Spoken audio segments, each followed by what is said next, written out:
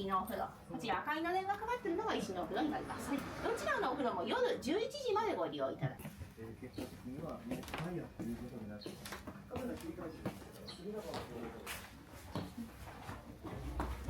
こちらのお部屋でお願いいたします。広い。お休みのお支度お客様ご自身でお願いしております。こちらの押し入れの方にお布団入るので、入ってのお支度お願いいたします。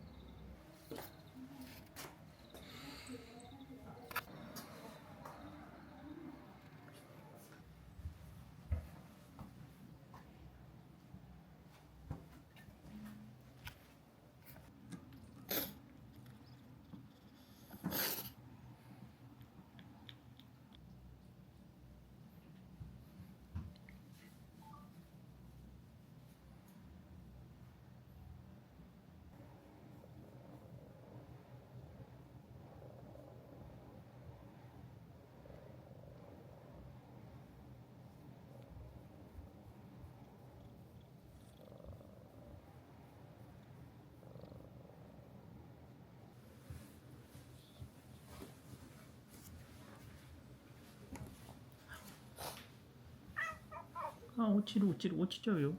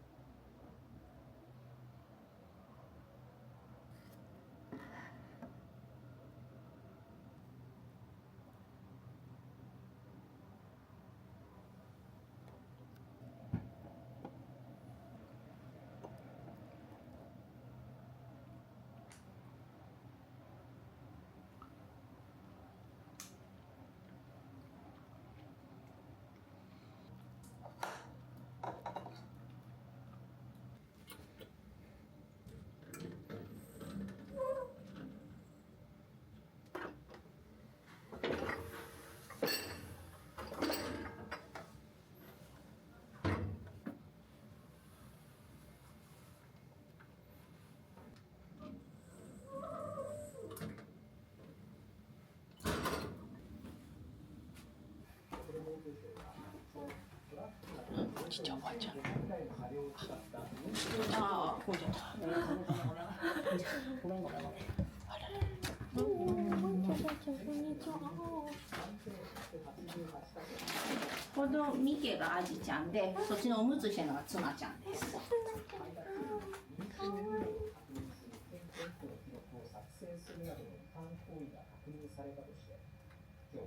本郵便の千田哲也社長に対し、トラックなどを使った運送事業の許可の取り消しを伝える文書を手渡しました。